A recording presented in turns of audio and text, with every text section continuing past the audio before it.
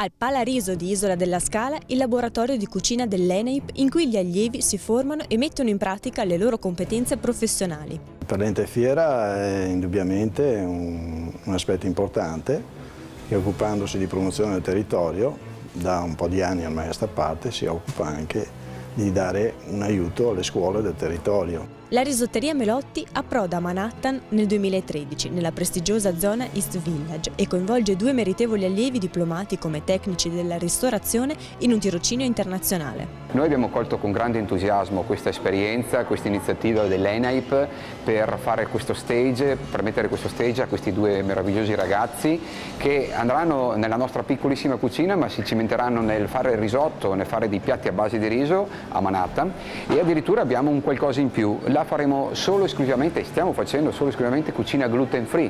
Successivamente al diploma io ho scelto di fare anche un corso di autoimprenditorialità per farmi un'idea chiara su quello che poi comporta aprire un'attività, portarla avanti nei migliori dei modi. Anch'io ho vinto il corso di studio per andare a New York, offerta dalla Risoteria Melotti e Banca Popolare di Verona. Sono molto contenta ed emozionata di andarci perché è una grande opportunità per me e per la mia carriera culinaria, e tutto questo grazie a ENAIP.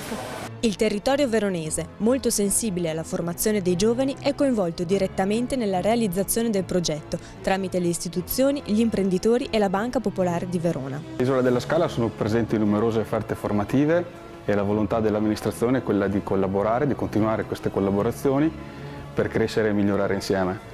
Nel particolare dell'ENAIP, ovviamente questo è un momento dove sia i ragazzi aumentano la loro professionalità e sicuramente dà lustro al paese. ENAIP è una struttura, una società che noi conosciamo da tempo, con la quale abbiamo un rapporto consolidato e attraverso questa iniziativa cerchiamo anche noi di essere vicini ai giovani perché rappresentano insomma un po' il futuro della nostra società.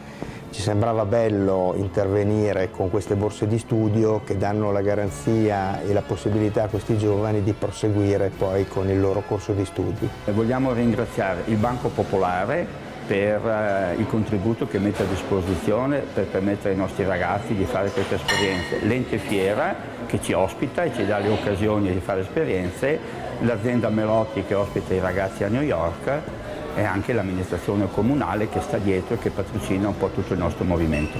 Le iscrizioni ai percorsi formativi per il prossimo anno di ENAIP chiuderanno il 22 febbraio. Per maggiori informazioni visitate il sito enaip.veneto.it.